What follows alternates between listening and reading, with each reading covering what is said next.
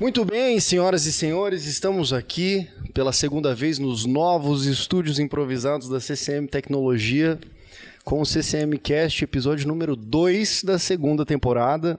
Hoje temos aqui mais uma vez o Breno, que eu acho que foi o recordista de gravação da temporada passada, não foi, Juninho? Tá entre você e o Cleiton, eu acho. Várias, realmente.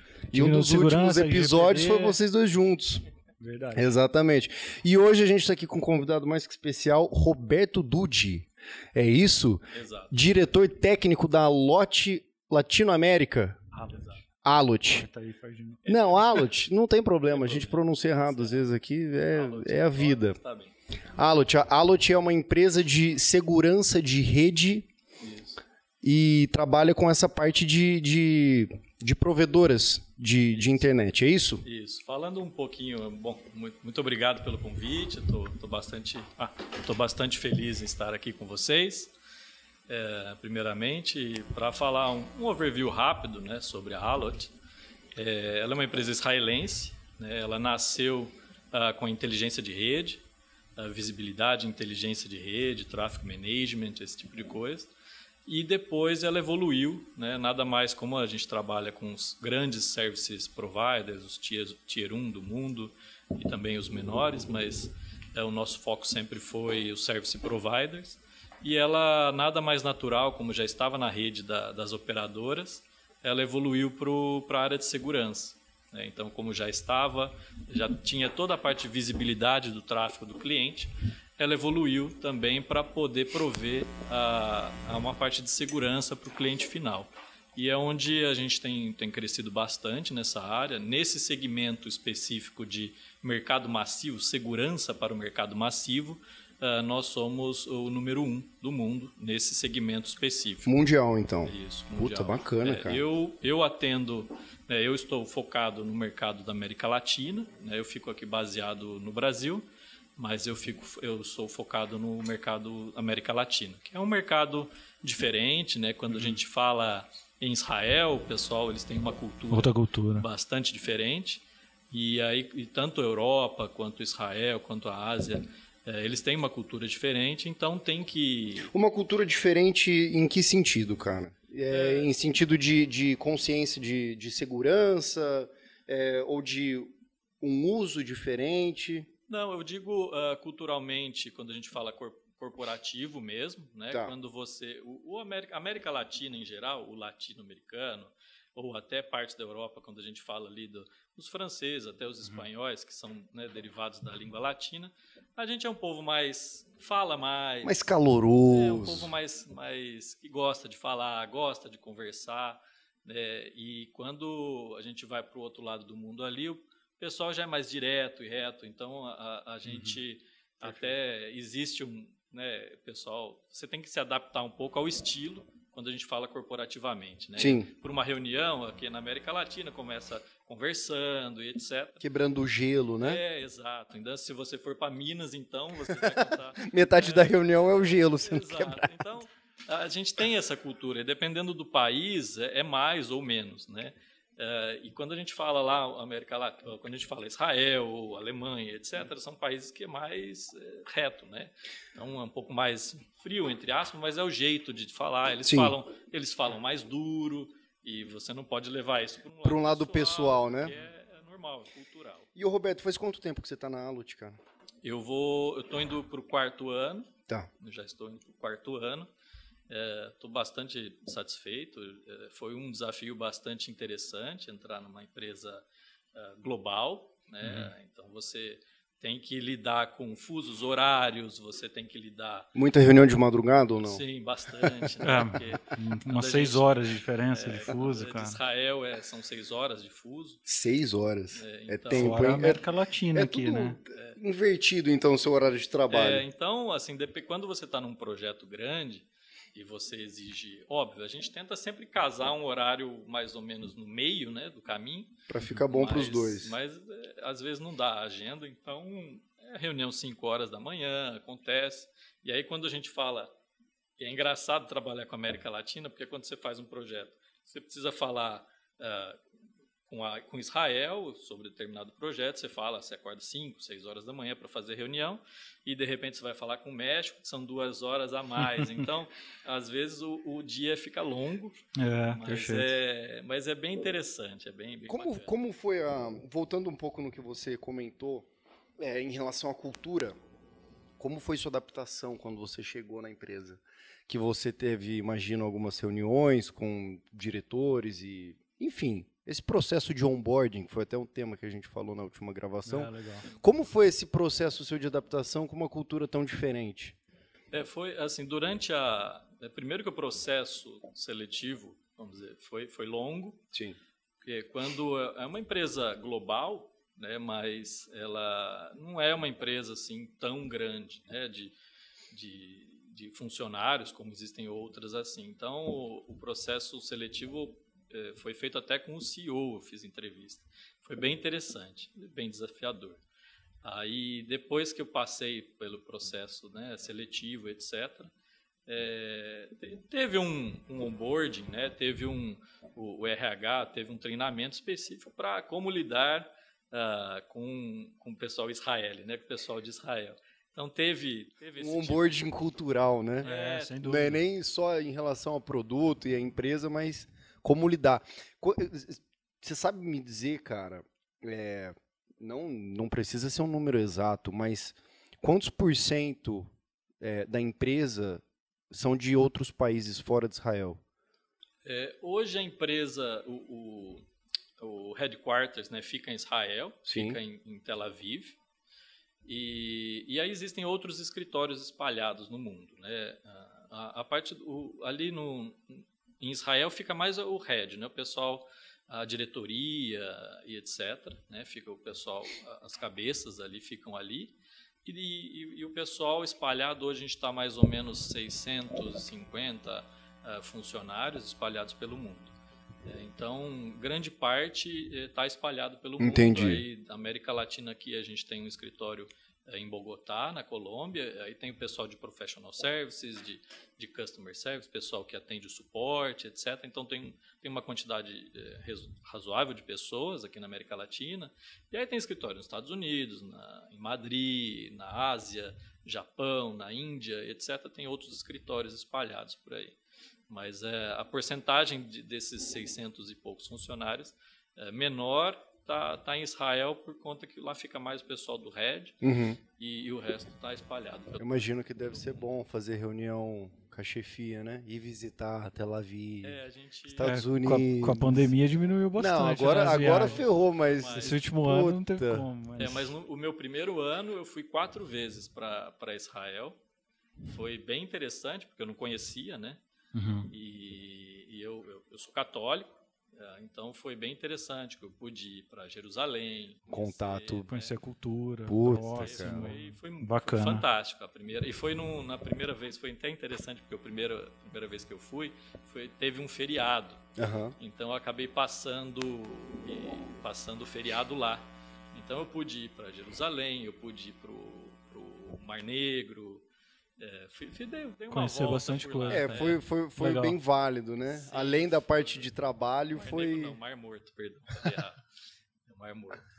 Foi bem interessante. Foi bom que vai trabalhar, aproveita para conhecer também. É uma imersão de cultura, né? Porque ele vai conversar com as pessoas. Cartão isso ajuda bastante. E vambora. Não O é? corporativo não tem, mas os reembolsos tem. Tá bom também, pô. É igual. Tem que viver junto. Tem que viver. A vida não é só só de trabalho vive o homem, né? Claro. Puta vida. Essa imersão de Israel é enorme, né? Acaba conhecendo vários pontos turísticos, as pessoas, e aí tem o outro lado. Como ele representa a América Latina, ele também tem a ponta do lado de cá. Sim. E como cara? Espanhol, então, ou seja, bacana. devia estar falando inglês lá, vira para cá para outra reunião, tá falando espanhol. Tá falando já. espanhol. Bem aí atende cliente. Porque eu sou, desculpa te cortar, Imagina. Porque eu sou da área de vendas, né? Sim. E aí existem o Sales Kickoff, né? O Sales Kickoff acontece anualmente em Israel. E aí vai todo o pessoal, todo o time de vendas, né, vai para Israel, para algum local que eles determinam, eles fazem um evento, e esse evento acontece, o último foi em Jerusalém. né? Então eu estive lá de novo em Jerusalém. E aí eles alocaram um espaço, foi bem interessante, bem bacana. E eles fazem, né, um evento, e aí eles contam um pouquinho dos resultados do ano e etc. E aí vai todo o time do mundo, né, para lá de vendas. Então são pessoas que você só vê virtualmente, né, e conversa virtualmente. E lá você tem essa possibilidade de interagir, de conversar com o pessoal. É muito rico, né? É muito interessante. É uma experiência cultural muito rica, né, cara? Você senta no boteco para conversar com o pessoal de todo canto do mundo, né? E aí cada um com seu jeito, sua maneira e sua cultura, é bem legal. Estar em Tel Aviv fazendo amizade com um mexicano, tomando uma cerveja belga.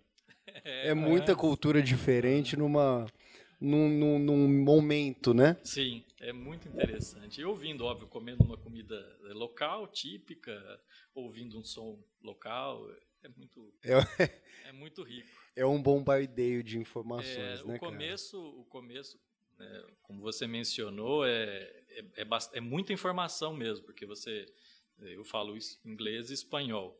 E aí você está falando, são 3 pessoas do Brasil, né? Então você fala português, daí você fala com um colega da América Latina, daqui a pouco você está falando com o pessoal lá de Israel, com o pessoal de outro lado do mundo, que é em inglês, e é bem rico. Isso no começo Cabeça fica... é muita informação. Pelo amor de Deus, cara.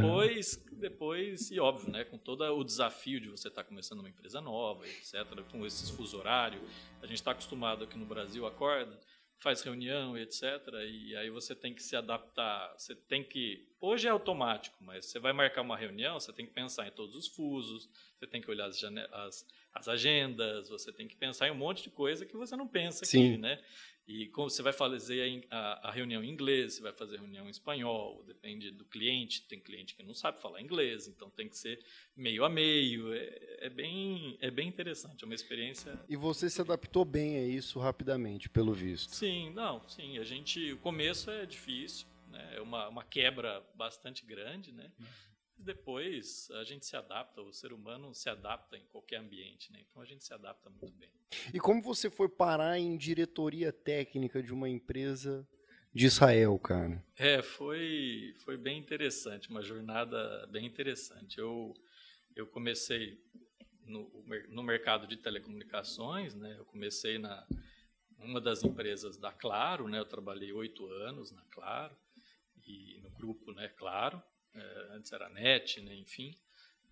Trabalhei 8 anos na Algar, então foram aí 16 anos com telcos, né? Tudo atendendo cliente. Sim, não, era mais interno, né, na parte de infraestrutura.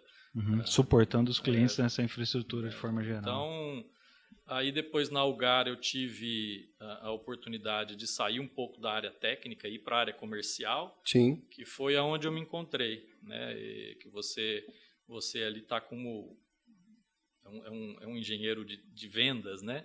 E você tem a possibilidade de estar nos 2 mundos, né? Então você tem que fazer apresentação para o cliente, você tem que elaborar um projeto, você tem que defender internamente, você tem que olhar custo. Então é bastante coisa. É uma quebra muito grande para você sair da área técnica, né? Você sair, porque o técnico, eu era analista sênior, e você está ali naquele seu mundo, deu algum problema, você precisa fazer um projeto, você implantou e acabou. Ou você tem que resolver um problema e fechou. Sim. Né? Então você fica naquele seu mundinho ali, né, de resolução de problemas, como analista, etc. Bem mais controlado, né? Apesar, óbvio, né, não é fácil, porque você tem janelas de manutenção, você tem aquela vida também meio maluca, né, sem horários, viagens também, tinha que viajar para ir para as outras regionais, etc. Mas a área comercial te dá uma possibilidade de você pensar um pouco fora da caixa, porque entram projetos distintos de clientes distintos. Então você sai bastante da caixa, dessa zona de conforto, de você estar ali tecnicamente ali só focado na telinha preta, assim, eu mexia com roteadores, né? Então era da área de redes. Então ficava ali naquela telinha preta e tal. Você sai um pouco, você interage com o cliente, você tem que observar se o cliente está gostando ou não do que você está apresentando. Então existem N variáveis que mudam. Então eu fui para essa área na Algar, e aí depois eu acabei indo para um outro segmento para conhecer, enfim, fiquei 3 anos trabalhando com projetos de telecomunicações para empresas do segmento de energia elétrica, né? Então também aprendi muito, fiz projetos de Wi-Fi, esse tipo de coisa, e depois acabei com um amigo meu, ele acabou abriu uma oportunidade, e ele acabou me chamando, e onde eu acabei parando na Allot. Eu entrei para a América Latina, para atender a parte sul, né, da América Latina, e depois aí houve várias mudanças na empresa, porque como a gente estava falando, não é todo mundo que se adapta a trabalhar remoto 100%, e com muita coisa diferente, cultura diferente, fuso horário, etc. Isso também engajamento muda muito, para quem está acostumado a ficar dentro de uma empresa, trabalhando, tem o chefe ali pegando no pé, tem alguém sempre ali que você pode perguntar, que você pode pedir uma ajuda, é ótimo. Agora, você vai para uma empresa dessa, que é global, além do fuso horário, você não tem um amigo ali que você pode perguntar, né, rapidamente, tirar uma dúvida. Então, tudo isso impacta na sua performance. E além do fato de você estar de home office, vamos dizer assim, trabalhando remotamente, você não consegue... eu aceito uma também, por favor, Juninho. Você tem uma certa dificuldade. Não, 3. Pode trazer 3. Pode trazer 3 pra gente, por favor. Água todo mundo tem, né? Então, beleza. A dificuldade que você deve ter de trabalhar remotamente, eu tô falando isso por mim. Eu tenho uma dificuldade muito grande de trabalhar sozinho em casa. Primeiro pela falta de interação, de vamos tomar um café ali, senta ali, toma um café, fala meia dúzia de abobrinha, volta e esfria a cabeça e volta e trabalha. Exato. E agora, além disso, você está falando de uma empresa que você não tem essa interação próxima, e quando você tem, você está tratando com pessoas de uma cultura muito diferente, que são muito mais diretas e muito mais frias, entre aspas. Então, é muito sobre a pessoa. Você tem que ter um perfil específico para conseguir se dar bem numa empresa dessas, né, cara? Exato. Então, a empresa havia contratado, logo que eu entrei, tinha me contratado, e éramos em 3 pessoas, contratou uma outra pessoa em Madrid para fazer a mesma função e uma outra no México. Então, éramos em 5 para atender. Só que essas pessoas não se adaptaram e pediram a conta. Então, no fim, foram 3 pessoas que pediram a conta, e fiquei eu e o meu chefe, meu antigo chefe, para tomar conta de toda a América Latina, do México para baixo, e parte da Europa. Então, foi uma fase bastante complicada. Uma carga de trabalho grande. Porque eu trabalhava... Muitos fusos. Eu trabalhava 16 horas por dia, tranquilamente, que pariu, e assim, cara. viajando, porque tinha que cobrir México, você imagina, do Brasil para o México é longe. Aí eu ia então além de atender tudo isso, você tinha que ir para esses lugares. Visita local. Apresentar o projeto. E aí eu tive que ir para Madrid, fiquei 15 dias em Madrid para atender o projeto lá de um cliente. Mas grande. Você vai me desculpar, hein? Vamos para Madrid, porra. Que ruim. Comer uma paella. Não deu muito tempo de aproveitar. Mas porra, é melhor do que ir para Osasco. Atender o banco, Santander, a matriz, sabe assim? Então foi uma experiência assim, foi uma carga de trabalho muito grande que eu tive nesse período, e onde, mais assim, óbvio, né, foi atendendo muitos clientes, todos os, né, argentino, fui várias vezes, Peru, Colômbia, enfim, México, aí fui para Madrid, fui em vários países, e vários projetos diferentes de uma vez só, dividindo em 2 pessoas. Tudo, né? Projeto de rede. Tudo projeto para seja de inteligência de rede ou segurança de rede. Pelo que eu entendi, não são projetos pequenos. Ninguém fez o Wi-Fi para 15 pessoas. É o Wi-Fi para um estádio, para Barretos, entendeu? Cara, perdoa a minha... uma operadora. Perdoa a minha ignorância aqui. O meu papel nesse podcast aqui que a gente faz é literalmente fazer a pergunta que você olha pra minha cara e você fala, puta que pariu, esse cara não entende nada. Não, mas é bom que atende todos os públicos. Porque assim, a galera tem que tentar entender isso. Sim. Exemplifica pra gente como é um projeto desses que você tocou. Desde tipo...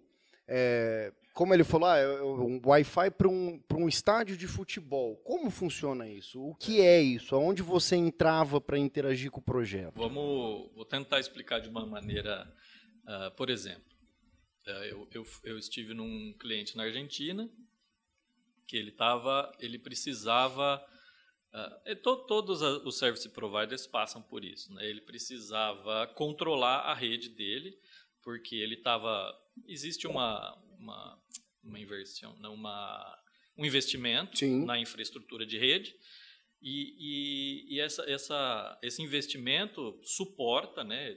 Isso vai para um time de planejamento e o pessoal desenha, né, a rede para suportar até um crescimento X, baseado na quantidade de clientes, baseado em N fatores. E aí o planejamento faz. Normalmente, ou muitas vezes acontece, do planejamento ir por água abaixo, né? Então, às vezes cresce muito mais do que estava esperado, vendeu muito mais, ou teve uma pandemia e todo mundo foi para casa. E isso mudou, né? Muda muito, é muito dinâmico esse mercado. Então, aí você imagina, o cara construiu um backbone, o cara construiu uma rede para suportar um número X, e isso, né, antecipa muito. Então, isso sobrecarrega, né, a rede. Então, os clientes começam a reclamar, a ter problema, etc. E você imagina na sua casa, você está assistindo um Netflix lá, você dá play, você chega a dar play, aí o Netflix começa a carregar e fica lá carregando. Eternamente. Isso é horrível, né? Ninguém quer isso. Similar ao que aconteceu nessa mudança de local, todo mundo estava no escritório, dedicado, ou em redes móveis, foi todo mundo para casa. Ou seja, criou uma competição enorme pelo mesmo serviço, mesma localidade. Ou seja, antes era diluído, agora... Das provedoras de serviço. Isso, para dar nomes aos bois, Vivo, Net, Claro, Net. Essas. Isso. Entendi. E aí o que você faz? O equipamento, ou você constrói, muda toda sua rede de novo, que isso demora. Numa empresa grande, para você tem que ter uma janela de manutenção, você tem que implantar outros equipamentos para aumentar o throughput, para aguentar essa quantidade de pessoas. E os nossos equipamentos vai muito bem nessa hora, que a gente pode colocar o equipamento. E existem, claro, aqui no Brasil não dá para fazer isso, por causa do Marco Civil, mas em outros países você pode. Você fala assim, olha, eu vou num momento de congestionamento, 6 horas da tarde, meio-dia, num momento de congestionamento de rede, que está todo mundo chegando em casa, querendo assistir Netflix, querendo baixar e-mail, querendo fazer as coisas, eu consigo, com o nosso equipamento, a gente consegue dar prioridades. A gente fala, olha, eu vou dar prioridade entre os outros tráfegos de rede, que a gente consegue ter uma visibilidade de tudo que acontece na rede e todas as aplicações que estão rodando. O que está demandando rede ali. Na rede. Então você fala, olha, tem um volume muito grande de pessoas aqui, etc. E fala, ó, vamos garantir os serviços mais críticos. Então, os serviços mais críticos é um streaming, é uma videoconferência, é um Zoom, é um Google e etc. Vamos dar prioridade para esses num momento de congestionamento de rede. Games também, o mercado de games está muito aquecido, né? Muito. Então o game ele não pode estar com o ping alto, ele não pode, né? O cara que está ali jogando, ele não pode tomar um headshot. Esse negócio de game é foda, né, cara? Porque na minha época tinha jogo que tinha função online. Hoje em dia o jogo é online e talvez tenha uma função que é tipo que não é online. Perfeito. Eu tô meio fora também. Eu parei ali no Quake, no Doom, enfim, eu sou meio velho de guerra, na linha de escada. O Dude estava offline ainda. Pra jogar em rede era eu vou falar. 2 cabos paralelos. Depois que eu comecei a trabalhar com da rede, época de LAN Party. jogou um CS, divertiu lógico, bastante. Porra. Mas eu parei de jogar videogame na época do Call of Duty, que tinha o modo zumbi e tal. Bons tempos, né, cara? Eu vou te falar, depois que começaram a fazer tudo online, eu percebi o tanto que eu era ruim em todos os jogos que eu jogava. Desde Need for Speed, Call of Duty, você entrava, um moleque de 12 anos de idade, que mora no Japão, dominando o jogo. Sim. Pelo amor de Deus. Enfim, cara, desculpa, demos uma tangenciada aqui, mas continua. Normal. Então a gente entra nessa hora, né, para ajudar a operadora a resolver o problema. Sim. É imediato, né? Você consegue fazer o gerenciamento do tráfego da sua rede em tempo real e você já resolve um problema imediato. E aí dá tempo, né, dele fazer toda a parte do planejamento de novo e aumentar a capacidade num segundo momento. Então ele apaga ali, resolve o problema de imediato, garante uma qualidade de experiência para o usuário, que é hoje que as operadoras buscam. Muito importante. Qualidade de experiência para o usuário final. Então o equipamento consegue... O que é esse equipamento, cara? Ele é um appliance. Tá. Ele é um appliance, né, que ele tem um software embarcado que tem toda a inteligência ali que é o que faz toda essa operação que você descreveu pra gente de priorizar qual aplicação que vai, é essa inteligência que está dentro desse appliance. Exato. Ô Breno, traduz para mim aqui para ver se eu tô entendendo pro lado certo ou não. Tudo isso que ele está explicando pra gente tá me lembrando muito um trabalho de, sei lá, gestão de firewall, criar regra de firewall e tudo mais para uma rede local pequena. O que ele está falando para mim que eles fazem é isso numa escala de operadora gigantesca. Perfeito. Gigantesca. Puta que paroca. Só que ele tem uma visibilidade muito maior do fluxo, dos horários e uma inteligência já trabalhando nessa priorização, entendeu? Cara, lá no Firewall a gente eles faz só veem uma predição tudo que de todo alguns mundo itens. tá vendo no Wi-Fi, né? Eu diria que não dá nem tempo de ver, João. Não é nem interessante, volume talvez. de dados é tão grande, cara, que é até complicado. Puta assim, que O Marco Civil não permite, né? Então, de certa forma... É até um gancho legal Por que quê? você falou de ver. Pode falar. Depois a gente volta nisso aqui. Não, é um ponto que ele comentou, né? Aqui a gente o Marco Civil, você não pode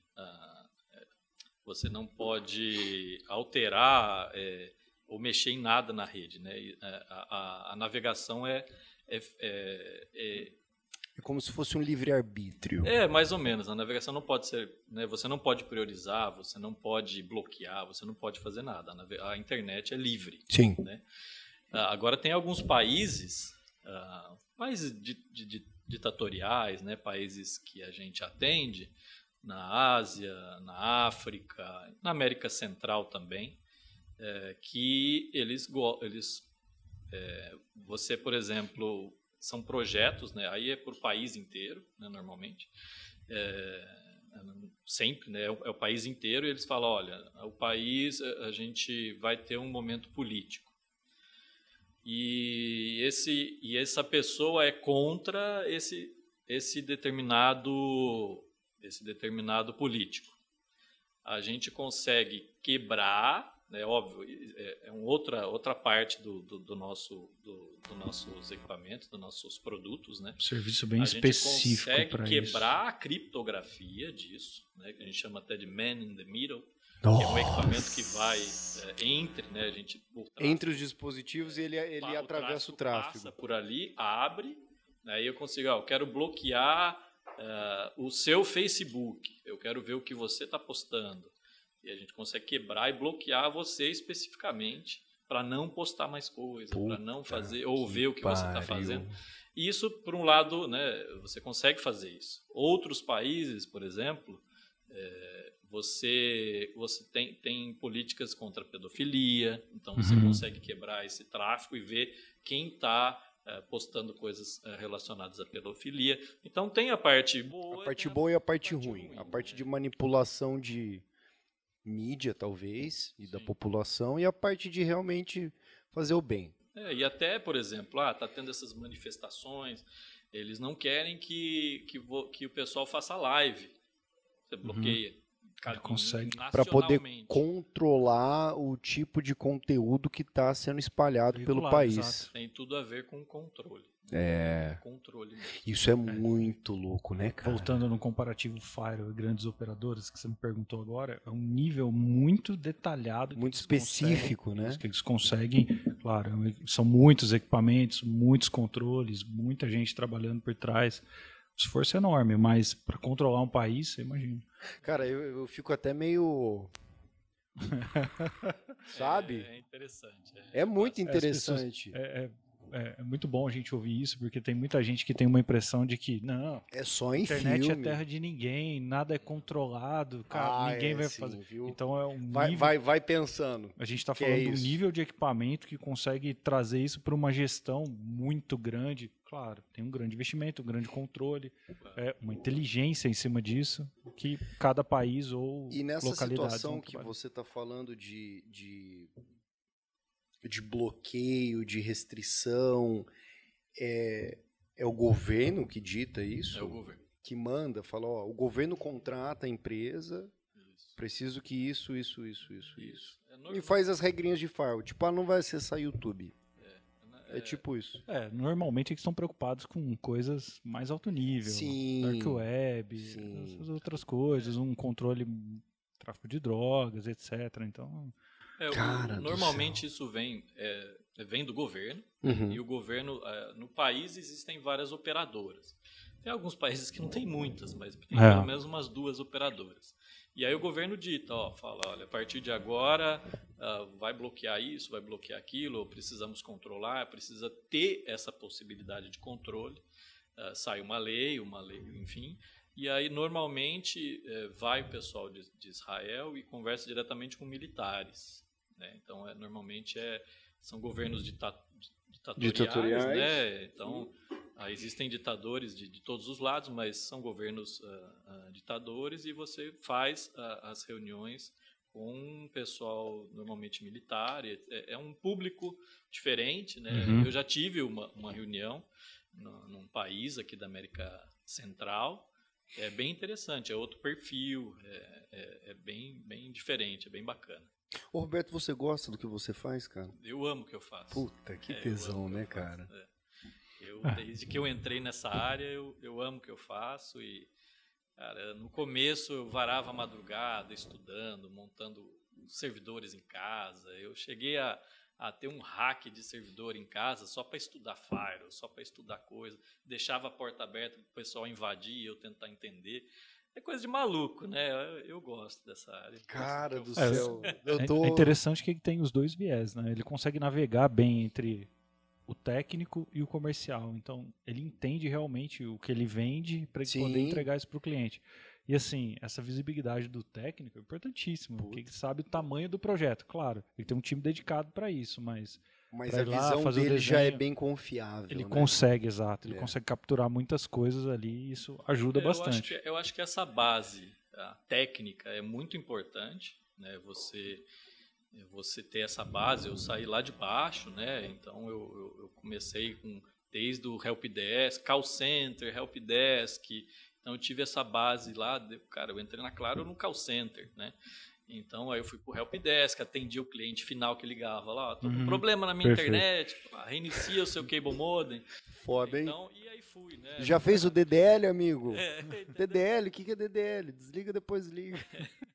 Então, aí depois fui para a área de redes e tal, e fui estudando e fui me aprimorando, mas eu me encantei na área de redes, né? E minha carreira foi a partir daí. E depois, quando você chega num nível técnico, o importante é nunca parar. Né? Se você gosta, primeiro que se você gosta, você ama o que você faz, você não vai parar de estudar nunca. Né? Você sempre vai estar buscando coisas novas. E você sair da sua zona de conforto sempre. Né? E quando eu saí, resolvi ir para a área comercial, foi uma grande mudança.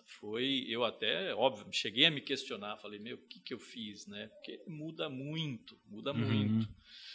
A rotina muda muito, completamente, né? E depois, só que você passa aquelas barreiras, Você fala, não, é isso que eu quero, é isso, e você passa as barreiras e você evolui. Você tem que estar sempre buscando, evoluindo, senão você... Não sei, esse é meu pensamento. Você Bicicleta parada cai. Tá sempre buscando. Perfeito. Eu gosto dessa expressão porque quem não continua evoluindo, melhorando, estudando ou tendo uma visão diferente, cara, vai ficar fixo, não tem melhoria, não tem...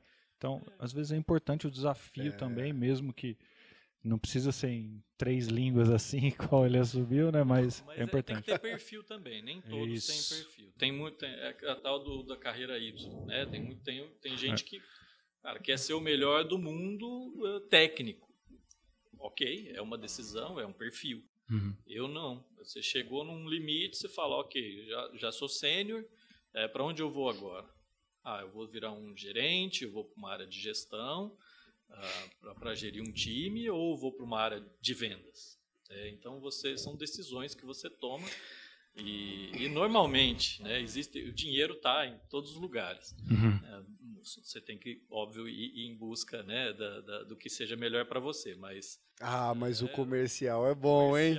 Porra. É onde está o dinheiro, É né? lógico, porra. No comercial, você ganha, como vendedor, você ganha mais que seu supervisor, dependendo do modelo que você trabalha. Quando vende, né, João? Quando vende, né? Porque tem que saber também ali. Outro tem que ponto ter um importante, traquejo. quando vende. Parece fácil, cara. Projetos para empresas de telecomunicações, para telcos grandes, demoram a curva, né? Quando você faz uma venda para enterprise, existe um ciclo, né? De 6 meses, às vezes 1 ano, no máximo. Quando a gente fala de telcos, é até 3 anos. O 5G tá aí para dizer, né? O tamanho dos projetos. Então, Conta uma observação só que eu queria fazer. Eu vejo que esse caminho que você fez de ter um grande conhecimento na área técnica do que você faz e depois ir para a área de vendas, ir para o comercial, isso te dá uma vantagem absurda. Porque você tem a habilidade de comunicar de fato sabendo o que você está falando. Porque você estava colocando a mão na massa. Não era um negócio que te ensinaram, tipo, é só você segue esse script aqui, se o cara fala isso, você questiona com isso, você fala isso, você sabe o que você está falando. Aí é que tá. Tem duas... uma faca, né, de 2 gumes. 2 legumes. Eu tenho a minha zona de conforto era no conhecimento técnico. Só que quando você vai apresentar um projeto para um cliente, você está frente ao pessoal da engenharia, Sim. a área técnica, ele vai te fazer perguntas ali técnicas, e você também está, muitas vezes, com o pessoal comercial. A sua comunicação tem que ser muito... Então, é difícil essa É uma habilidade que não é tão simples. A pessoa técnica conseguir se comunicar tão bem nesse formato. Mas quando conseguem... Até porque você tem que, além de você ter que traduzir, você tem que explicar de uma maneira que a pessoa comercial entenda. Né? Então, quem compra não compra o técnico, né? São algumas vendas, né? E aí, quando a gente vai para uma área de segurança, nas telcos, muda ainda mais, porque você vai falar com o pessoal de marketing. Porque você vende esse produto para o pessoal de marketing das operadoras. Aí muda, você fala com engenharia, marketing e a área comercial. E a área de produto, a área de comercial, de executivo, etc. Então, você navega, por isso que demora. Né? Quando a gente fala Bugou aí, João? Bugou um pouco. É impressionante, cara. Porra! Porque aí você navega em várias. Aí quando a gente fala num grande service provider, a área fica em outro estado, às vezes. Então, demora. E as áreas não se falam. Então, você tem que fazer uma reunião com engenharia, uma reunião com o pessoal de produto, uma reunião com o pessoal de marketing. Foi interessante, gostaram, acho que faz sentido? Faz. Então, aí isso vai começar a passar para outro nível. Agora vamos fazer isso com gerência, nível gerência. Aí você faz as mesmas reuniões para o nível gerência. Por isso que a curva é 1 ano. E aí, muitas áreas. Aí até isso fazer sentido, ir para o pessoal da diretoria e etc. Então, isso você vai passando por várias áreas, até chegar na pessoa ideal, né? Demora. Então, até isso fazer sentido como um projeto, a não ser que acontece, mas acontece menos. Mas acontece, olha, estamos procurando isso. E aí você está ali, você apresenta e faz sentido, já é alguma coisa que, já é um negócio que eles já estão rola. construindo, mas normalmente não. Você tem que ajudar a empresa a construir o projeto que faça sentido para eles, para poder lançar um edital, uma RFP. Para ele abrir para concorrência, ou seja, ele constrói com você, abre para concorrência com o risco de não fechar contigo. Exato. Parecido, a gente passou por um processo, lembra? Uhum, de sim, RFP sim. e tal. Geralmente, quem que assina o cheque, cara? Que área? Depende. Qual que é a venda mais importante? Depende. Quando a gente fala de infraestrutura, que é essa parte de gerenciamento de tráfego, esse tipo de resolver um problema, é engenharia. Tá. É a infraestrutura, o planejamento, etc. Quando a gente fala nessa linha. Quando é relacionado à segurança, projetos de segurança para o cliente final, normalmente é o marketing que tem a verba. É mesmo, É o cara. marketing. Então, a não ser que seja alguma coisa muito específica, mas normalmente você provê um serviço. Você imagina, a operadora está provendo um serviço de segurança para o seu cliente final. É você na sua casa, você ter um serviço de segurança para proteger a sua casa, para proteger os seus filhos de acessar site, ter um controle parental. Exato, isso que eu ia comentar. Muito interessante o que ele falou, porque a gente está falando de marketing, às vezes as pessoas estão pensando só numa divulgação, mas olha o controle de streamer, tudo certinho, controle um projeto parental, muito isso é vendável, muito bom né? marketing. Para o cliente final. Sim. Vender isso como benefício. Sim. E aí você imagina, todo mundo está em casa, né? Foi para casa na pandemia, os pais, etc. Né? Então você começa a vivenciar coisas. Eu tenho filhos, né? Então você tem a primeira coisa que você pensa é em proteger seus filhos, porque a internet é um mundo, né? É um mundo. Na minha época, como criança, eu não tinha isso. E a quantidade de informações que acontece, né, que existem na internet, com o Google, né, dar uma busca, é absurda. Então, ele pode, se o seu filho entra num viés de buscar coisas erradas, ele pode ir, né, para um caminho muito ruim. Então, o seu papel é proteger os seus filhos sempre da internet, inclusive, né? Então, você oferecer um produto que você possa controlar o horário que ele acessa a internet dentro de casa, controlar o que ele vai acessar, né? Por exemplo, em casa é controlado qualquer site de pornografia, qualquer jogos, dependendo, etc. É tudo controlado. Tudo isso feito por você? Sim. Pessoalmente, você controla lá? Não, é que eu tenho esse produto. É um dos produtos que a gente tem, eu tenho em casa. É extensível para ele como funcionário. Mas de outra forma, você ter um perfil infantil lá no YouTube, por exemplo, é um controle melhor. É uma maneira de fazer esse controle. Isso. É um marketing entregando esse produto. Entendi. É verdade. Então é isso, como você vai vender, porque é um produto diferente, não é uma caixinha que você vai e compra. É um produto por que vai para marketing? Porque ele tem que fazer uma divulgação porque as pessoas, elas não sabem que tem esse problema até você mostrar. Né? Então esse é o ponto. Precisamente. Então, o marketing entra para mostrar, fala, olha, as crianças estão passando por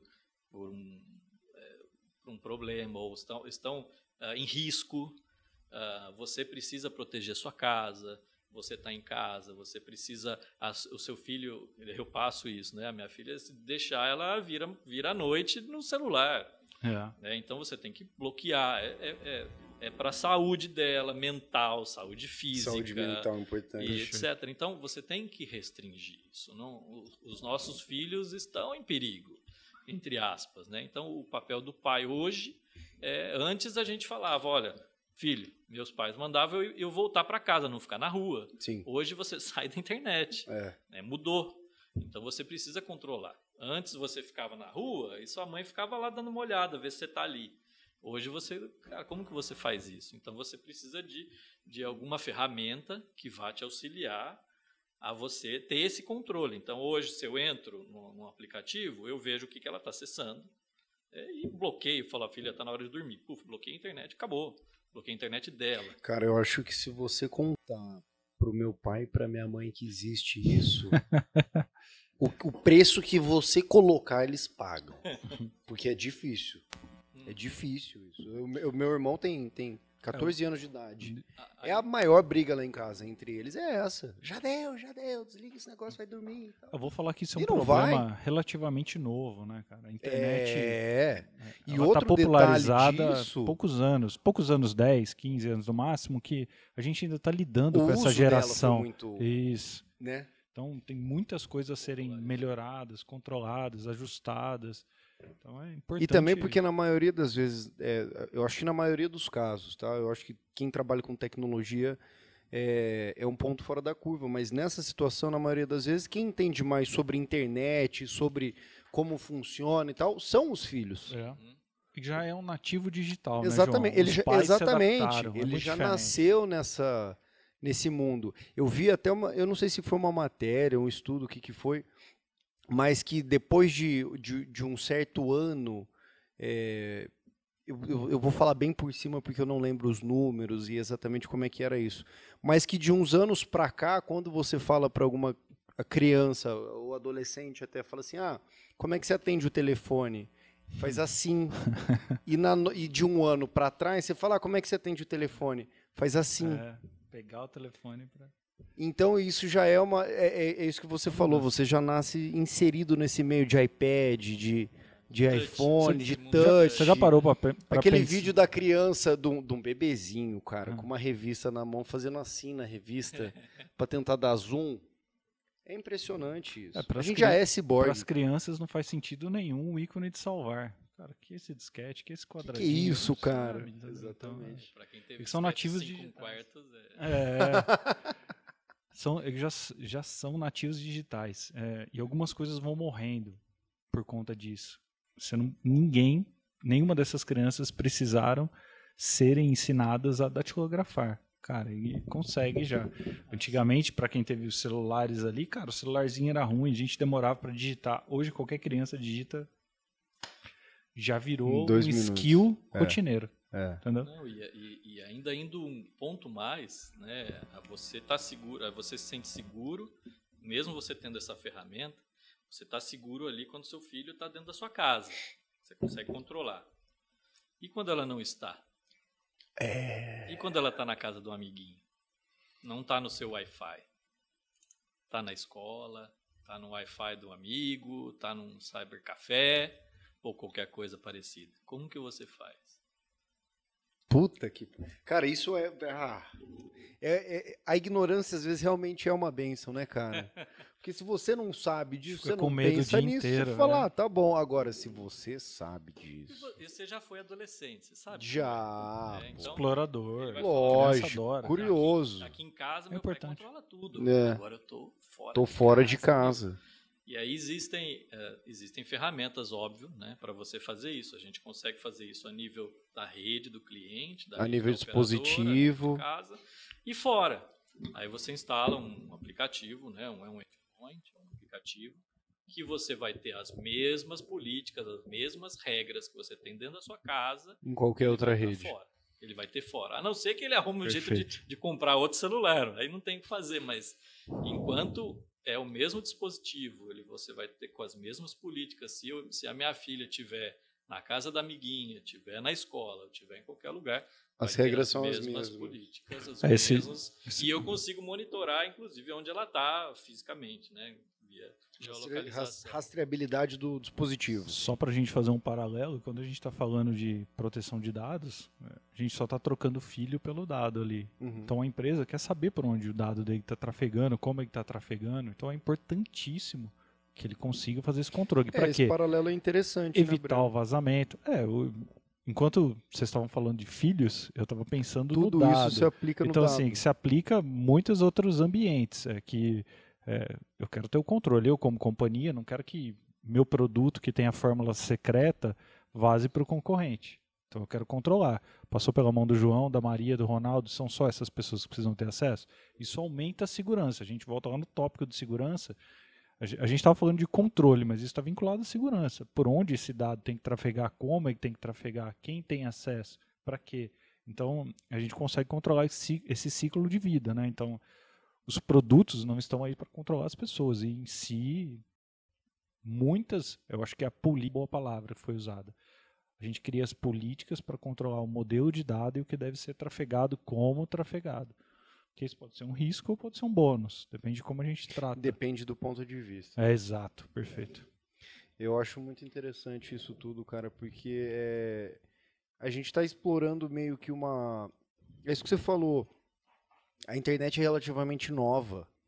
Uhum. É que nem uma droga nova que inventaram, um remédio novo que inventaram, que, porra, faz mal? Não dá pra saber ainda. A gente ainda não sabe até onde vai com tudo isso. A gente não sabe onde pode chegar. Não, eu posso... Ele deve saber porque ele trabalha com, né, top secret. Eu posso acrescentar ainda uma pimentinha a mais. Boa. Outra, então acrescente, cara. Agora, isso a gente estava falando de filhos, proteção de filho, isso são o nosso maior bem, a coisa mais importante na nossa vida. Sim. Mas daí quando a gente vai para a segurança, você tem costume, uma pergunta, você tem costume de comprar produtos chineses? Eu Homologados, já comprei, controlados. mas não é uma coisa recorrente. Mas você- Assim, o que eu já comprei é tipo assim, capinhas pro meu celular. Agora Me você entreguei concorda agora. comigo que, cara, todo mundo compra coisas num Ali, Com fino, AliExpress Sim. clássico. né? Enfim, de Extreme, etc, etc. Então, é um boom, né, dos produtos chineses. E os produtos chineses, normalmente, em geral, né, eu estou generalizando, normalmente vêm com um nível de segurança baixo. Câmera de segurança, uma câmerazinha IP, uma câmerazinha de Interessante. vigilância. Eu quero colocar Bom uma câmera ponto. para monitorar a minha casa, monitorar o meu filho. Ah. E aí você coloca uma câmerazinha Quem lá. mais está assistindo junto? Caralho. E aí isso é um Ponto IoT, importante da segurança, excelente. É um dispositivo IoT, é um dispositivo ali que está dentro da sua casa que você não sabe exatamente A como que ele foi procedência, o que construído tem ali e etc. dentro. Então, normalmente, e as pessoas, por também não ter conhecimento, deixa lá o login e senha padrão, Nossa. esse tipo de coisa. Então, Hum, outro fator para esses dispositivos serem invadidos, a partir do momento que você está na internet, você está sujeito. Para esses dispositivos serem invadidos, é muito fácil. E aí, a partir do momento que alguém invade esse dispositivo, ele consegue ir para a sua casa inteira, porque ele está numa LAN, né, numa rede local, Ele vai dentro da sua conquistando casa. acesso lateral. E aí ele vai invadindo e ele consegue simplesmente entrar no roteador da sua casa, mudar o DNS, por exemplo, que é o responsável faz a resolução de a nomes resolução entre de nomes IPs para por IP, nome. né? Então, quando você busca lá um site, ele traduz esse nome desse site para um endereço IP, que é um endereço da internet. Um número fixo, isso. E aí ele coloca, ele faz uma injeção de um DNS dele, local, e ele fala assim, a hora que ele for, aí ele vê que você acessa o Itaú, por exemplo, ou outro Banco Santander, qualquer que seja, Direciona. e aí ele pra fala outro assim, lugar. olha, quando ele acessar o Itaú, ele vai acessar esse IP, que é um servidorzinho que ele tem lá. Ele copia o site do Itaú e põe, e você vai lá e bota a sua senha. Digita login, senha, CP. A gente teve isso amplamente divulgado com... Isso é um exemplo, né? Eu vou te com- falar que com o isso me Trump. deixa extremamente nervoso. Isso foi amplamente divulgado com o Trump e o caso da Huawei no passado, aí, Sim. dos controles. Sim. Então, assim, a gente está falando de equipamento de alto nível, e ele está trazendo um exemplo muito claro, que as pessoas compram um equipamento vou chamar de baixo nível, barato, que expõe do mesmo jeito, ele abre a porta da sua casa para o mundo. Eletrônica. Exatamente. É chinês, pode ser outro, mas cara, uma babá eletrônica que você vai comprar no sitezinho, a maioria vem. Aí, Juninho, você não tá assustado não com esse papo, cara? E Pelo até amor tem, de se Deus, você, hein? Se você procurar na internet, teve um caso nos Estados Unidos que o cara Falou com a criança, ficou né? conversando com a criança, porque ele invadiu a babá eletrônica, ficou conversando Eu com a vi criança. esse caso. E a criança foi falar, mamãe, tem uma pessoa falando comigo, etc. E aí ela começou a gravar. Então, essa parte de segurança, hoje, é necessária, é mais do que necessária. Você tem que ter, porque O dispositivo IoT, você vai ter eu não tenho um smartwatch, mas você vai ter um smartwatch na sua casa, você tem a TV, todas as smart, Sim. você tem tablet, você tem celular. Você Até tem geladeira câmera, agora você tá tem virando tudo, smart, né, tudo. cara? Máquina de lavar, tudo. Se você não tem alguma ferramenta para você controlar, para você ver o que está acontecendo na sua casa, é difícil. E eu até falo mais. Você vai ficar surpreso se você colocar alguma coisa lá de proteção, de bloqueio, quantidade de de acesso, segurança. Você vai ficar surpreso do que acontece na sua casa que você não sabe. Conteúdo que é enviado, aí, que você não sabe, ou tentativas. Isso me lembrou o caso do... Acho que foi o oleoduto nos Estados Unidos que ficou bloqueado lá por um tempo agora, sim, recente. Houve uma invasão que estavam controlando o oleoduto, o gasoduto, não me lembro bem. Eles tiveram que pagar o resgate. O controle parou parte do país por conta disso. Então, esses dispositivos IoT, eles vão fazer parte da sua casa, né? Hoje, eu tenho até uma luminária lá, a LED, né? Que ela é que é smart, que muda de cor. Cara, isso... E a galera, o que você me fala da galera que usa esses... Calorie tracker, não smartwatch necessariamente, mas aqueles mais fininhos, que é tudo Xing Ling, também eles não são conectados, né? Mas ele utiliza uma ponte no celular, um Bluetooth, celular, alguma coisa do tipo. Tudo isso é suscetível, né? Tudo que está conectado é suscetível a algum tipo de invasão, alguma hora alguém pode descobrir alguma coisa. Então você tem que ter alguma solução de segurança na sua casa. Então, acho que... E como que você recomenda que a gente faça isso? Primeiros passos da segurança, home security. Boa, porque a gente está falando até agora do risco desses equipamentos que não tem uma camada de segurança extra. Exatamente. Ou que é de baixo nível. Então, quem está dizendo para a gente é... o firewall do Windows, se você não souber o tamanho do buraco... os caras desativam ainda. Não é? Eu sou totalmente a favor da tecnologia, obviamente eu trabalho com isso, né? Então eu gosto de estar tudo conectado. Mas a gente precisa, né, de ter alguns cuidados, é hiper importante. Uhum. O que eu recomendo é você procurar a sua operadora e buscar uma solução de segurança. Quanto mais gente ligar... Cobrando isso da operadora. Procurar, mais rápido a sua operadora vai poder te oferecer soluções melhores de segurança. Eu recomendo que façam isso. Perfeito. Uma curiosidade que eu sempre tive em relação a isso, e aproveitando o Breno e você, um firewall numa rede local ajudaria em alguma coisa? Ou não? Ou claro, existe alguma alternativa para isso que não demande você comprar um equipamento? Talvez algum aplicativo ou algum tipo de monitoramento que você faça na sua própria rede que você consiga fazer sem necessariamente ter que contratar ou... Não sei, eu estou fazendo uma pergunta de leigo, tipo assim, consigo fazer isso aí lá em casa? Ver como é que faz e tal, aprendo? Eu acho que isso massivamente é mais complexo, né? Porque você não vai mandar um firewall para cada casa. Exatamente. Ninguém vai conseguir gerenciar. É o caso que o Dude está citando. Se você fala com a sua operadora, ele já vai te prover um serviço mais controlado, entendeu? Aí sim a gente está falando de... ele mesmo, o próprio service provider já te trazer uma qualidade nisso. Isso ajuda muito mais. Porque se eu colocar um firewall em cada casa, cara, eu vou ter que ter técnicos ajudando a olhar esses firewalls. Só colocar não adianta. Se você não acompanhar, não serve para nada. E essas grandes operadoras, elas fazem isso, é fato. O tráfego está passando por ali, é um volume altíssimo. Então, é importante.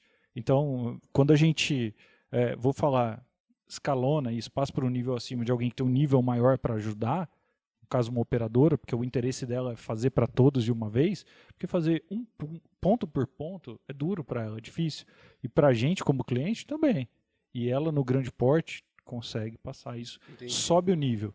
Qualquer pontinho que ela sobe já é enorme perto de todo mundo que não fez nada. Entendi. Entendeu? Essa ferramenta que você comentou que você usa na sua casa é da Alot. Sim. E quem quiser contratar, pode contratar. Isso, ou é um pouco diferente? A gente tem alguns projetos já em algumas operadoras aqui no Brasil e fora, que está em andamento, mas quando a gente fala em segurança em geral, quando a gente compara com a Europa, Estados Unidos, ainda a gente está um pouquinho atrás, né? Então é questão de maturidade, né? Tá. A segurança é maturidade, isso se ganha com o tempo. Então a internet, a maioria ainda é bem novato nessa questão. E essa solução, no caso, porque ela, como o Breno falou, é inviável, a maioria não tem conhecimento, né? Você instalar, você configurar um aplicativo, configurar alguma coisa. Essa solução que eu mencionei, que eu tenho em casa, ela é embarcada na CPE, no modem, né, já que está na sua casa. Então, simplesmente a operadora manda um sinal, ativa, e você já está seguro. Seus filhos já estão seguros. Você só baixa um aplicativo e que já começa controla. a monitorar tudo, o que passa, o que acontece. Ela é mais Bem amigável. user-friendly. Totalmente, esse é o ponto. É user-friendly total, é bem intuitivo, assim como você pegar um celular e já são aplicativos intuitivos. Então é bem intuitivo, então é bem fácil de configurar. Então isso é uma coisa que já vem da própria operadora. Sim. Que operadora que você usa na sua casa hoje, cara? Cara, eu moro bem no interior, né, entendeu? Eu tô falando, eu moro numa cidade pequena que não tem... Não tem os essa operadora já tem essa ferramenta. Não, aí, em geral, todas as operadoras têm isso, Sim, entendeu? tem então, alguma solução já de segurança. isso. Não tem essa. Não essa, mas alguma coisa semelhante, talvez. Talvez. A maioria tem hoje um endpoint. Se eu ligar na Vivo hoje e falar, amigão, e aí? Hoje o que ela tem? Endpoint. Endpoint. Endpoint, o que é um endpoint? É um software de antivírus. Tá. Para o seu celular ou para o seu computador. Tá. É isso. Tá. Não tem muito mais. Não tem tanto controle de rede. Não. É isso que a gente está tentando vender, né? É isso que hoje a gente está trabalhando com as operadoras para vender. Porque quando você fala, eu vou vender um antivírus, existem as marcas conhecidas no mercado e são essas. Aí a pessoa tem que entrar, liga lá, contrata, quero instalar um antivírus para mim. Você entra nesse link aqui, contrata, baixa, instala, aí a pessoa fica 2, 3 meses, aí o celular lota de foto, ele vai lá e exclui. Não tem uma alta penetração que a gente chama no mercado. É por isso que você tem que, as operadoras em geral, têm que ir para uma solução já em rede, já em local. Porque a rede acaba sendo um passo atrás, né? Exato. Então, aí, ok, o cliente quer um passo a mais de segurança, aí você instala um endpoint.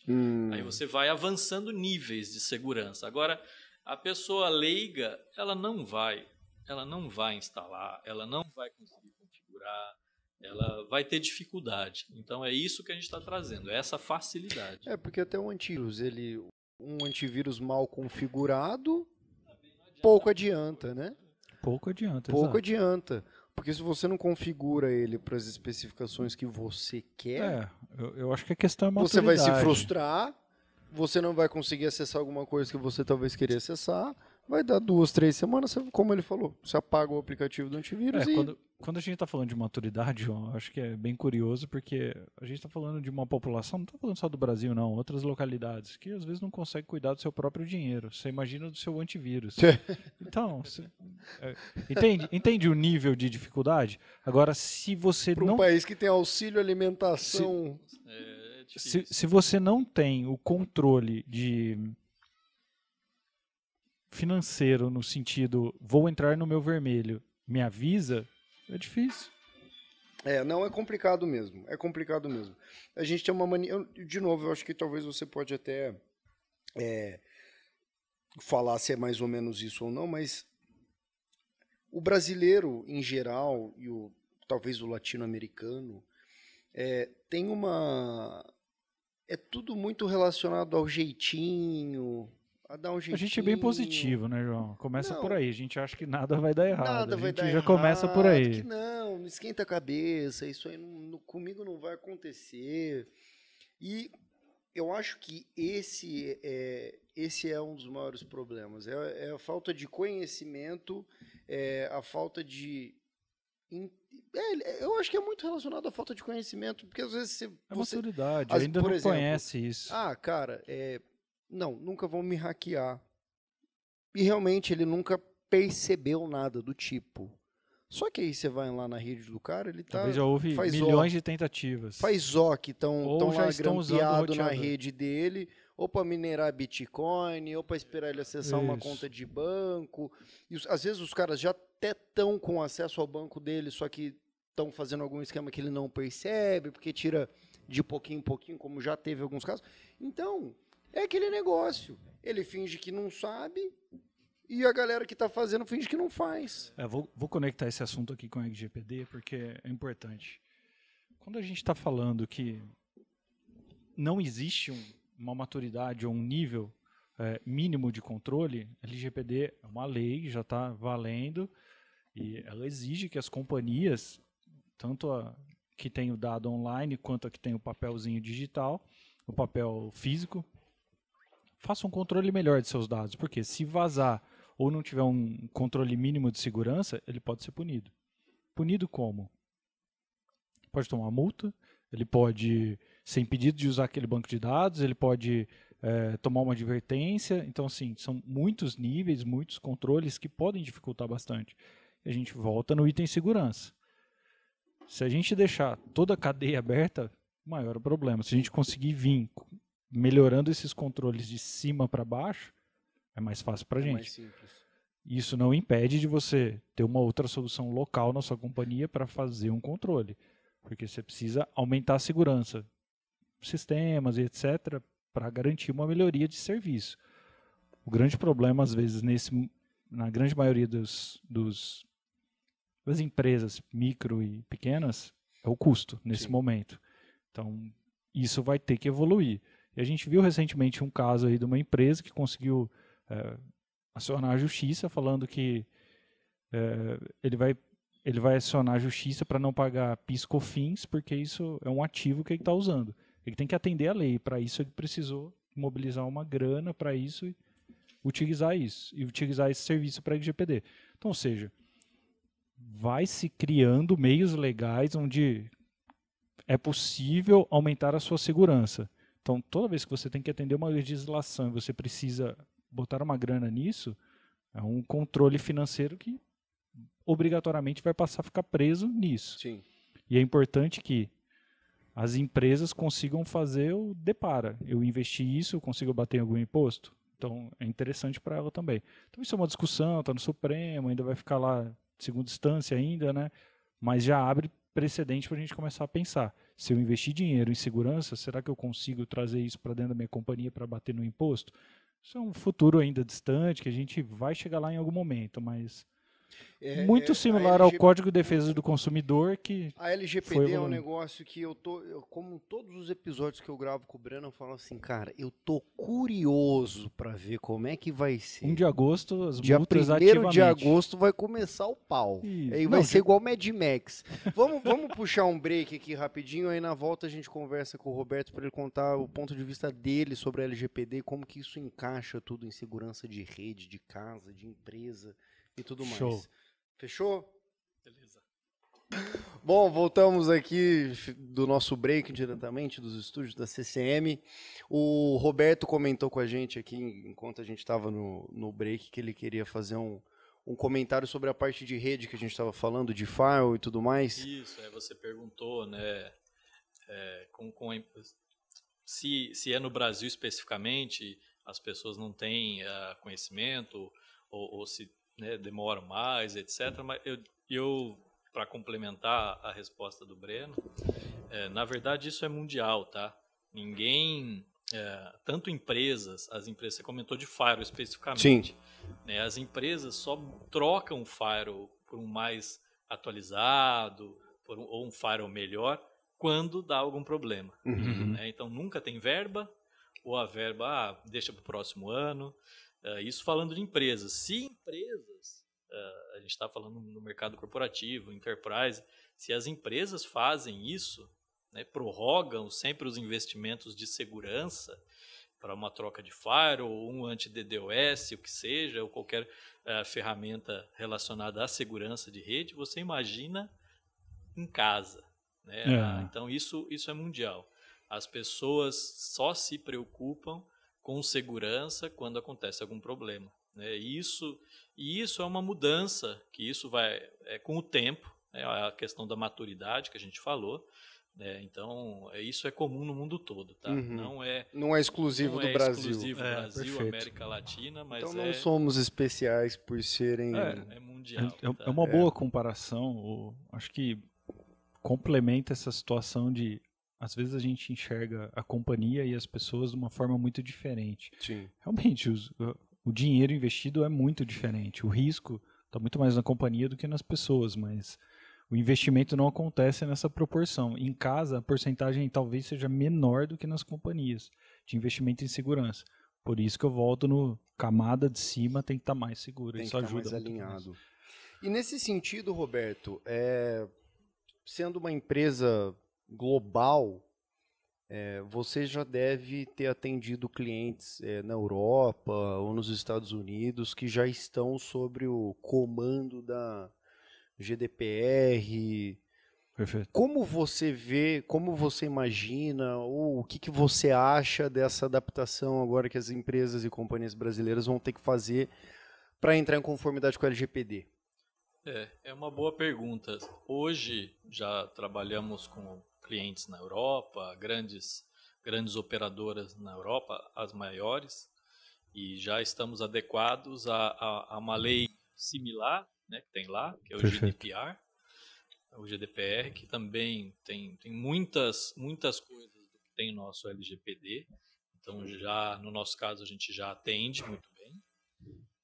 E eu acho importantíssimo, né, essa lei de privacidade de dados, porque hoje, com a internet, com as redes sociais, etc., o pessoal vendia, né? Isso é um ativo, é muito rico você ter todos esses dados à sua disposição, de clientes, do que quer que seja, e o pessoal vende, né, essas informações, às vezes, e etc.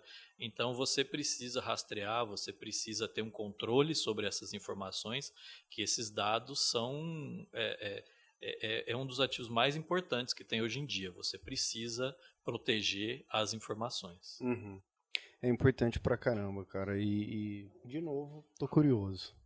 O Breno tá cansado uma transformação, de saber. né, cara? Vai ser uma transformação maluca. Dúvida. Eu acho que ou vai ser um negócio que vai vir quente, dando tapa na cara de todo mundo, ou vai ser... Não, peraí. Vamos abrir uma brecha aqui, o povo tá se adaptando ainda. Enfim, vamos ver o que vira. Tudo isso é vivo, né, João? As melhorias vão acontecendo. Eu li hoje uma documentação nova de GDPR, eles estão alterando algumas coisas, então assim... Faz quanto tempo que a GDPR tá... Cara, eu diria que... Faz alguns bons anos já, eu diria né? que uns 10 anos trabalhando nisso, o pessoal já está trabalhando forte, já uns 10 anos na Europa. Por esse lado, se a gente for pensar, a LGPD ela foi meio que baseada na GDPR em alguns pontos. Não, sem dúvida, aproveitaram bastante pontos, mas a gente já tinha o Marco Civil aqui, né? Então já era tratado muitos desses itens aqui. Então, não mudou muita coisa relacionada ao Marco Civil. Adicionou novas coisas, então não foi retirado quase nada do Marco Civil, trouxe novos pontos de controle. Então. Bom, veremos, né? Os próximos capítulos aí. O primeiro episódio que a gente gravar depois do dia 1 de agosto, a gente traz histórias e coisas que ficamos sabendo sobre a LGPD.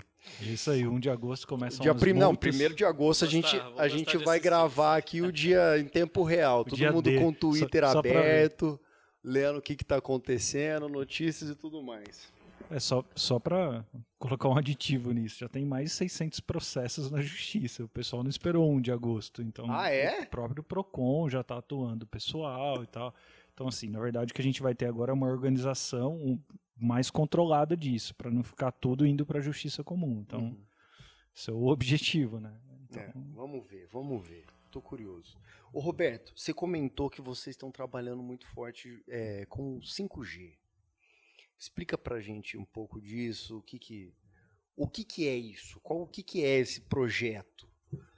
Na verdade, o 5G vem para revolucionar, né, o mundo. né?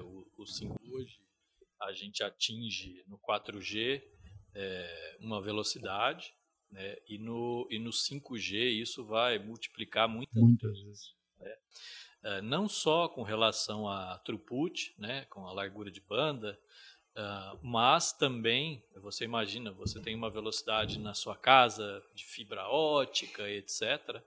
Quando você assina, né, você tem uma fibra ótica na sua casa e você vai poder ter uma fibra ótica, entre aspas, no seu celular, no 5G.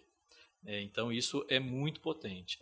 Além dessa questão da largura de banda, da quantidade de dados transmitidos, o 5G ele te dá um delay, um tempo de resposta muito rápido, né? Hoje a estrutura do 4G, você tem pontos concentradores, né, onde o tráfego vai e são menos, né? Então a frequência, né, do 4G é mais ampla, então ela tem uma capacidade, um alcance muito maior. O 5G já tem uma frequência mais concentrada, menor, uma outra frequência, mas a amplitude é menor, então um range muito menor, mas com muita mais velocidade, tempo de resposta e etc. Então ele está vindo para revolucionar e o tema de segurança vai ser importantíssimo. Claro que aqui no Brasil ainda vai demorar um pouco, né? As empresas estão melhorando a parte de infraestrutura, ainda mais quando a gente fala Brasil, em tamanho continental, né, que é o nosso país, essa parte de infraestrutura é muito difícil, né? Então os services providers estão trabalhando na melhoria da infraestrutura, porque como eu te disse, né, tem pontos concentradores do 4G, agora o 5G você vai ter que pôr muitos mais. Então a gente está falando de torre, a gente está falando de uma infraestrutura virtualizada, então muda muito na questão de infraestrutura, né? Então a gente está falando de não ter mais indisponibilidade, porque tudo já vai ser com alta disponibilidade, já vai ser tudo virtualizado, no máximo talvez alguma coisa híbrida, mas vai ser tudo, né? Está tendendo a ser tudo virtualizado. Então essa parte de infraestrutura é o que impacta muito aqui no Brasil e na América Latina, porque existem, né, problemas estruturais, né, problemas de infraestrutura, de você ter que levar todos esses POPs, né, esses locais, pontos concentradores, ter vários, né, então você precisa ter torre, você precisa fazer toda essa parte de infraestrutura, então eles precisam trabalhar nessa parte de infraestrutura, e isso vai começar nas grandes cidades, primeiramente, e depois vai começar a expandir, assim como foi no 4G, etc., mas vai revolucionar, porque você, da mesma forma que eu comentei, que vai ter os IoT em casa, que você tem um monte de dispositivos ativos dentro da sua casa, e isso vai ter numa cidade.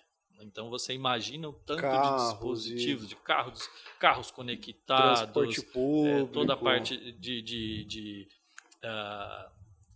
como chama, a parte de cidades inteligentes, sim, com câmeras, você imagina com todo medidores semáforo de controlado, todo ponto de energia já fazendo o envio, não tem mais a pessoa que vai lá medir localmente, você imagina já sendo transmitido em tempo real. Mas, Então, Roberto, isso aí vai demorar ainda, não vai, cara?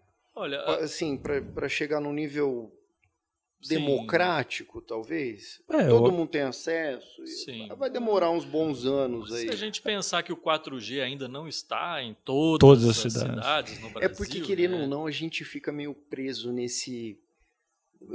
Assim, falando sempre mais buscar um novo. Aqui é Ribeirão Preto, São Paulo, Campinas, cidades maiores. Cidades assim que são mais natural, né? É o caminho natural das coisas. Eu não tinha conhecimento disso, que o 4G tinha um lugar que não funciona. Sim, ainda. tem cidades. A Anatel vai regulando, né? São cidades maiores e em algum momento o provedor, esses service providers, nas cidades menores tem que colocar um sinal lá. Então ele tem 1, 2, 3, 5 anos para fazer isso. Porque ele não consegue fazer isso de uma vez. É um alto investimento, talvez para um lugar onde ele nem tenha cliente. Então é complicado para ele. Ele vai investir uma grana demanda, né, num lugar onde ele não tem cliente. Então, assim, essa transição complexo. do 3G para o 4G proporcionalmente foi igual essa que a gente vai passar agora do 4 para o 5? Eu acho que é maior. É Muito maior, maior, né? muito maior, porque isso está vindo para revolucionar o mundo mesmo, né? Você ter capacidade de fibra ótica, né, no seu celular, em qualquer dispositivo, com um tempo de resposta baixíssimo, vai te dar inúmeras possibilidades que hoje, inclusive, não tem. O pessoal ainda vai desenvolver muita coisa, né? Porque ainda é muito novo e ninguém está preparado. O pessoal vai começar a surgir gadgets e coisas Tudo baseado no 5G, no né? 5G, porque vai ser tudo muito rápido, tudo muito conectado. E aí volta naquele ponto que a gente conversou, que é a questão de segurança, envolver toda a parte de segurança, porque o mundo vai estar conectado. Então, risco enorme. É bem... Muito complexo o assunto. Não é só difundir sinal, tá todo mundo coberto e tudo bem. Cara, é um grande investimento. A dificuldade maior hoje de fazer essa revolução acontecer é a infraestrutura? De ter que colocar mais pontos e mais antenas, enfim. A gente está falando...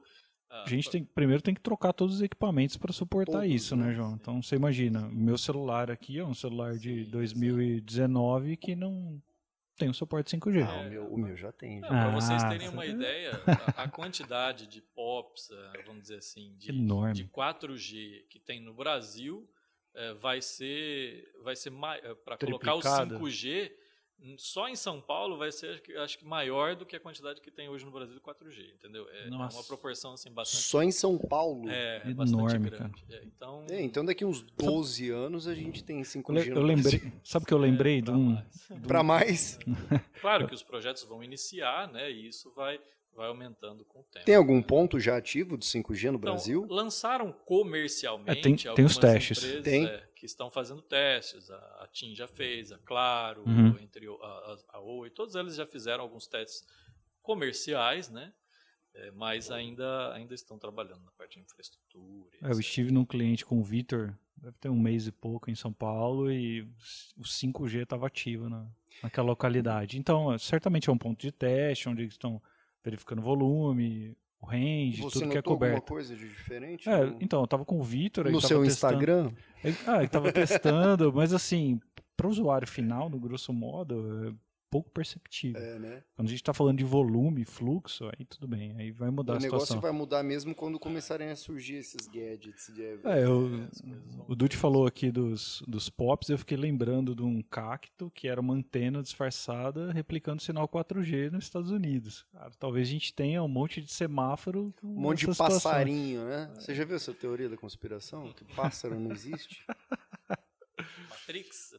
Tipo isso, que os pássaros são gadgets de monitoramento dos seres humanos. A teoria da conspiração pode ser outro papo, dá pra falar. Puta que pariu. Não, eu tô louco pra marcar esse episódio, porque sempre que eu e o Breno a gente grava, surge alguma. Uma teoria aparece. Ô, Dude, conta pra gente como é que a Alot tá trabalhando no 5G. Qual que é na parte de infraestrutura ou é no desenvolvimento de alguma ferramenta que vai usar o 5G? Hoje a gente está mais focado na parte de segurança para o 5G. Tá.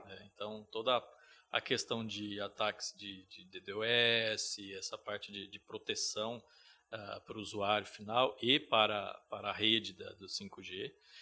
A gente está bastante focado nessa parte de segurança. E, inclusive, a gente já tem projetos já sendo implementados nos Estados Unidos, no Japão, com relação a essa proteção de segurança do 5G. Tudo isso para evitar aquela situação que você comentou mais cedo. Como é que é? Conta aí de novo. Qual a situação? Do controle, das máquinas agrícolas lá. A gente vai ter muito mais dispositivos conectados, né? Você imagina daqui para frente até a sua raquete aí pode ter um 5G conectado. Cara, você quer pedir um gás, aperta o botãozinho e pede para você. Aperta o turbo na raquete, vai aumentar muito. Pega um efeito na bolinha. Essa parte da segurança é importantíssima. Você imagina equipamentos agrícolas, o trator que faz a colheita ser controlado através do 5G. A gente tem satélites, etc., mas é um custo de resposta ainda alto.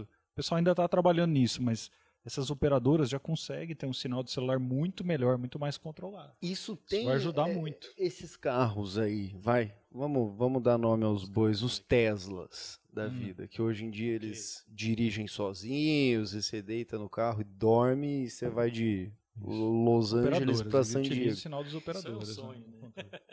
Se não tiver seguro isso aí, alguém passar a ter acesso a um carro, smart car, para dar cagada é 2 minutos. Eu conversei com algumas operadoras sobre isso, né? Então, hoje, os carros vão vir com 2 chips. Né? É um chip que vai para a interatividade do usuário dentro do carro, que é conectar na internet, esse tipo de coisa. E um outro chip vai ser ligado com o fabricante, para fazer a parte de telemetria, para fazer toda a parte de controle do carro. Então, são 2 coisas separadas e distintas. Né? Então, vai ter uma central que vai ficar sempre monitorando o seu carro, o que está acontecendo, o seu trajeto e etc. E tudo o que acontece com o seu carro, porque ele é um carro totalmente digital. Conectado, né, cara? Conectado. Então, tudo tem sensor e etc. Então, tudo vai ser monitorado. E óbvio, isso é o principal ponto de proteção, a segurança exatamente altíssima. nessa parte. Né? Então, é onde a gente vai entrar para proteger essa parte com o fabricante, para proteger toda essa parte de telemetria, de informações a respeito do seu carro, trajeto, etc, etc. A gente vai entrar aí. E óbvio, né, a questão de segurança também para o usuário final, aquela questão que a gente falou do controle parental, etc., entra em outro segmento, mas são dois pontos separados. São 2 pontos separados. Mas que Sabe que eu fiquei curioso aí outro dia? Eu estava com um amigo meu e ele instalou o iFood na central multimídia do carro dele. Ele fez um pedido. Claro que lá está vinculado a um CPF, Sim. a um CEP. Sim. E ele faz entrega naquele CEP. Porque você pode pegar minha localização agora. Aí ele pegou de onde a gente estava. Saímos daqui, fomos andando. Claro que ele não atualizou, mas você imagina se ele atualiza? O cara de moto procurando seu carro para entregar. Pega, que loucura. Porra. Então, ainda bem que tem a segurança, tem os softwares que estão pensando um pouco mais nisso. Que seu amigo tem um baita de um carro, hein? Pra conseguir baixar iFood. Você já viu isso, Juninho? Eu nunca vi baixar iFood no carro. É que tem aquela, agora, centrais multimídias Android, né? Que é possível baixar o software, né? Sem dúvida. É muito maluco isso, cara. João, é possível espelhar o seu celular na sua central. Então, é praticamente a mesma coisa. Mas mesmo tá em movimento. Pelo amor de Deus, daqui a pouco os caras... o futuro é, ao mesmo tempo que ele é brilhante, ele é curioso. Dá medo também. Dá medo, É disso que a gente tá falando, Pelo cara. amor de Deus. Antes você tinha 5 dispositivos, agora você vai ter 50 no mesmo lugar, cara. Você pode ter o seu carro reportando se ele tá com o farol aceso, isso ser um dispositivo, um outro, se a sua central multimídia tá ligada, ser outro dispositivo, reportar separadamente, então entendeu? Pode pensar Cada fabricante pode fazer o seu reporte, vou chamar assim. Imagina? A gente tá o quê? Há uns 15 anos da Skynet? Mais ou menos? Vou começar a construir meu bunker. Então, lógico. Começar a comprar arma. Pelo amor de Deus, cara. Arma pra Parece tirar o Schwarzenegger lá. Eu sou meio raiz. Né? Apesar de trabalhar com tecnologia, eu gosto de estar na roça. Assim. Na roça, pezão descalço na grama. Isso aí. Aquele cafezinho de manhã, isso pra mim gostoso, né? É bom demais, né? Quero Roberto. ver a Skynet acontecendo e eu lá na roça. Puta. Plantando. Até chegar na roça já... Isso me lembrou muito a história dos russos que descobriram que a guerra tinha acabado quase 10 anos depois. Onde eles estavam, ninguém ia. Eu li uma matéria. Isso, eu li uma cara? matéria no UOL que eles viveram anos isolados, que eles achavam que estavam em guerra. Então, assim, eles continuaram Pelo vivendo. amor de Deus, os caras não tinham acesso a uma porra de um jornal. Dependendo. A gente tá falando de roça, cara. A roça raiz, né? É aquele negócio, o interior tem seu valor, cara. O interior tem seu valor. Tem seu valor. Roberto, acho que é isso, né, gente? Bacana. Pulamos algum bate-papo legal. Eu acho que se for entrar em cada um assunto, dá pra... Vixe, enorme. Não, mas você sabe o que é o legal disso? A gente gravou o primeiro. Sim. Agora, a gente já tem um monte de motivo para te chamar de novo, que é para entrar a fundo em cada um dos tópicos que a gente falou. Estou à disposição. E aí a gente vem aqui, toma uma cerveja. Roberto, quero te agradecer pela presença. Eu que agradeço. Foi Foi legal pra caramba. Eu adoro entrar nessas conversas de futuro.